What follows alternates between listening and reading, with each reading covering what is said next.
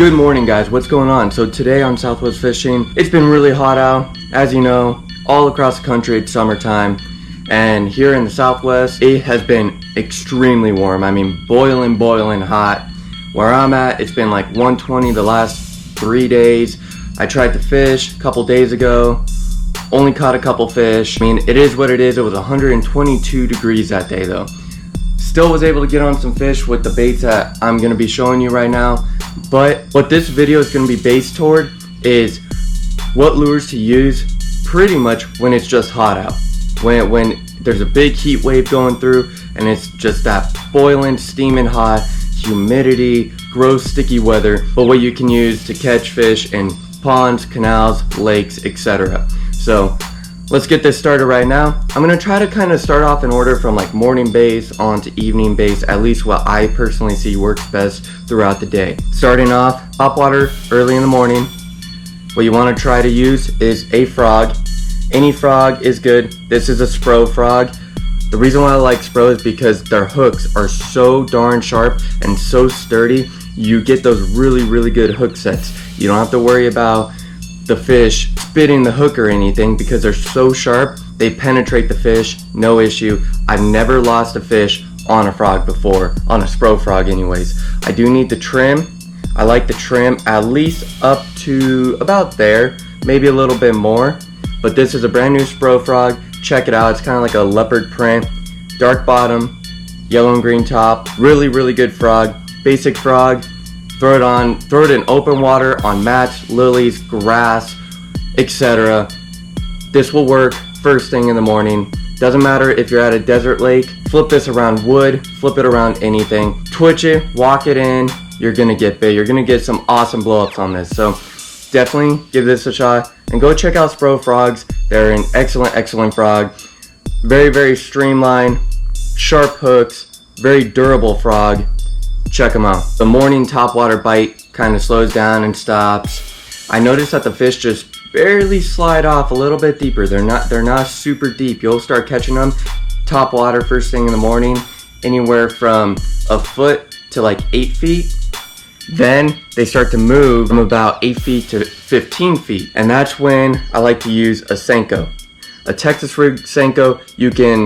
I like to use weightless because since fish are always looking up, it's fluttering down so slow that the fish are looking up and they'll come up and grab it. But I've also, with a 1/4 ounce tungsten weight, 1/8 ounce tungsten weight, ton of fish on this sucker. I mean, you can stand this up on the bottom, bounce it when you have a weight on it. This thing shreds, especially weightless though, because they just see that super slow drop. It looks like a dead bait fish just floating down. Easy picking for them. And so you'll catch a lot of fish on senkos. This is a 6-inch senko. I like to use a 5, but I noticed during the summer fish like bigger baits, slower moving baits during the summer because, I mean, hey, they don't want to move much. And can you blame them? I mean, big bait, big presentation that moves super slow, especially when it starts to go throughout the middle of the day. They don't want to work hard for their meal, so they're gonna just go right at it as it's dropping super slow. Moving on to the third bait, and that is either a football or a flipping jig. This is specifically a football jig. I like to use a trailer of either a beaver, a craw, or I've even caught fish on like 7-inch worms as a trailer on a jig. What I like to do is, this is an Okeechobee craw color with like a green pumpkin top. Really excellent color. It's the same thing with the skirt. It's like an Okeechobee green pumpkin craw. What you're gonna do is you can flip this up inside any rocks, any steep ledges, work your way down. You can flip it up near any trees, any sort of brush, underneath docks, whatever you're passing, any sort of structure. You can flip this under, give it a few pops, drag it slow. There's so many different ways you can work jigs as well. One way you can work a jig is obviously just a normal pop, retrieve, reel up tight, wait for that thump, reel up all that slack line, and set the hook. Another way is you can just slowly drag it. If the fish are really docile and they don't want to move much, they love it when you drag it. Super slow, not a whole lot of movement, which is why I have a beaver trailer on, because there's not a lot of movement. It's just a little flutter in the water. No craws where it's like kicking up a ton, or creature baits where it's kicking up a ton. Just basic beaver trailer where it's just fluttering in the water.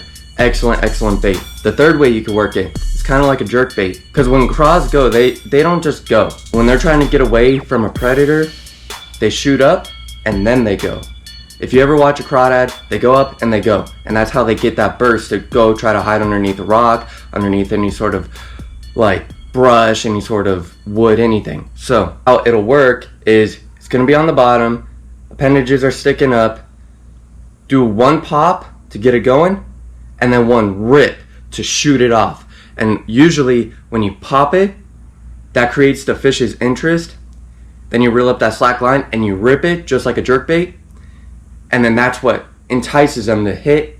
They're gonna lock on, because as you're ripping it, they're gonna grab it, and as you're ripping it and they're grabbing it, you're getting that hook set right there.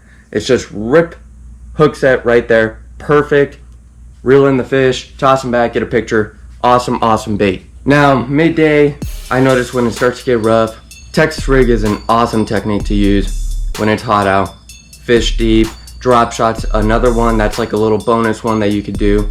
If they're active, a deep diving crankbait anywhere from 15 to 25 feet, you can literally troll this sucker. If you have a couple rod holders in your boat, or if you're fishing on the shore, just cast it out into the deepest area, do a slow retrieval. Those fish, they're gonna be suspended a little bit, and they're gonna see this come right through, and they're gonna smash it. Now, if you're fishing at a lake and you're in a boat, you can have 2 or 3 of these just out and just trolling. Have one, I'd say, be like a 10 to 15 foot diver, have one be like a 15 to 20, and then have a max one where it maxes out at like 25, because then you're working 3 different water columns, and whichever rod gets bit the most, that's where you know the fish are gonna be. So let's say that middle one gets bit the most at 15 to 20 foot, switch all the rods to 15 to 20 foot deep diving crankbait. You'll get bit, you're gonna catch fish, and if you're casting, you're retrieving, everybody knows who uses a crankbait, some of the bites are so nasty, so exciting, that you can't resist it. It's such a fun way to catch fish. I mean, you just feel that thump, or sometimes they grab it and they're swimming so fast at it that they just grab it and they start peel and drag for a split second.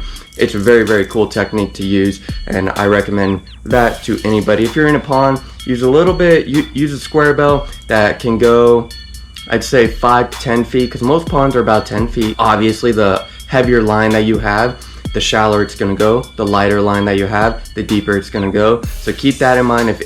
If your baits aren't going as deep as you want, pay attention and just think, okay, well, I'm using 17-pound test, 20-pound test, whatever. Maybe if I downsize to 12 or 15, it's gonna drop a little bit deeper. That's just how it works. So keep an eye on that. If you're not getting bit, maybe switch up to a different rod and reel combo. So now toward the evening that the fish are gonna come back up, they're gonna start suspending again, they're gonna start chasing some bait, you know, just typical evening stuff. You can usually get on another topwater bite right before sundown. And one of the best ways to get a topwater bite right before sundown is using a popper. This is a KVD popper by Strike King. Excellent popper. It kicks up so much water. I mean, and when you hit it right and you hear that bloop, that's when you know you're using a popper correctly. Create that blooping noise and just keep that going. You're gonna see fish following it. You're gonna see their backs following it up, smashing it. Sometimes they'll come up right underneath and just come flying out of the water for you. But when they're chasing bait, use a popper. Work it slow. You can also work it fast. Sometimes you can kind of walk a popper. It's a little bit hard because you don't really get the blooping noise as much, but you're creating that water disturbance and splashing water all over the place. And what that's going to do is create the fish to be like, I wonder what that is on top. Sounds like maybe a bait fish or a school of bait fish struggling. Let me go check it out, investigate. They come up, they see it, they're going to crash on it. You're going to see those crazy topwater blow-ups. Super exciting. Very fun to freaking do. So you can also try a frog again in the evening, but I noticed that with a popper or a buzzbait, that always seems to work best in the evening, at least for me. Different baits are going to work in different parts of the country a little bit better than others, but the majority of the time the fish are going to eat all these lures. And I mean, certain parts of the country, the frog will work in the morning and the evening. But what I noticed just personally for me, frog works best in the morning, pop or buzzbait in the evening. That's just personally what I see. Alright, and I'm going to show you one extra bonus lure. The bonus lure is for middle of the day.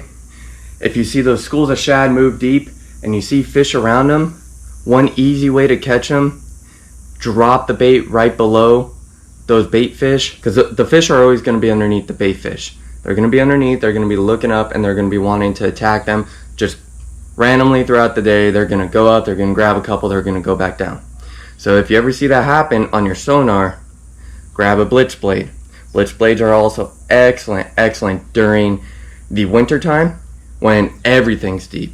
Just all the bass are in deep water, whether it's crappies, yellow bass, largemouth, all the shad are deep. So whenever you see those fish go deep, midday, when it's super hot, it's boiling, and you could barely stand it. If you could barely stand it, that means the fish are deep. They're going to be going deep, so make sure to check out certain spots, drop offs, 40 feet deep, 45 feet deep, 35 feet deep, you know, all that good stuff. But use a blitz blade, drop it down there right below the bait so that it just looks like that's the only bait down there. It's just a straggling bait fish, and the fish are like, oh, that's an easy meal. Let me just go up, let me snag that real fast and go back down. Little do they know, when they grab this, these little suckers right here are gonna hook them. You're gonna set that hook and you're gonna be able to reel them up. These work excellent for any fish. So I mean, you're gonna catch not just largemouth on these. You're probably gonna hook maybe a few crappies, depending on where you live. Largemouth. If you're fishing up north, smallmouth. I mean, you're gonna catch a lot of different fish on these. Maybe a pike. I'm sure pike would eat this. So that's just like a little bonus bait. If you guys have any other baits that you guys think would be a really good lure during the heat, leave it in the comments. I would love to learn more baits and figure out what other baits work in the heat. Leave in the comment section your favorite baits to use in hot weather, and I'll definitely go out, I'll buy some of them, and I'll give them a try. And I really hope this video helped you guys a little bit, kind of figure out if you're not getting those bites midday, even early morning. Sometimes fishing's just rough, especially when it's hot out. So if you guys are struggling to get bites in the middle of the day, early morning, evening, try these baits, and I promise you, you'll be able to get a couple fish with one of these baits. I promise you will. So I hope it helped you guys. Please make sure to smash that like button, hit the subscribe button, hit the bell notification. We're almost at 800 subs. Help me get there. We're on our way to 1,000. I'm so excited. And like I said, when we get to 1,000, we're going to be doing another giveaway. And I'm thinking of about a bait caster reel, maybe a digital reel. I don't know. I was at Bass Pro the other day, checking them out, looking at it. Saw a couple cool items I could probably do for a giveaway, so just make sure you guys hit that subscribe button, hit the bell notification. The giveaway is going to be very cool once we hit 1,000, so make sure you hit that bell notification to get any sort of future videos. But anyways, I hope you guys enjoyed this video. Thank you very much. See you guys next time on Southwest Fishing.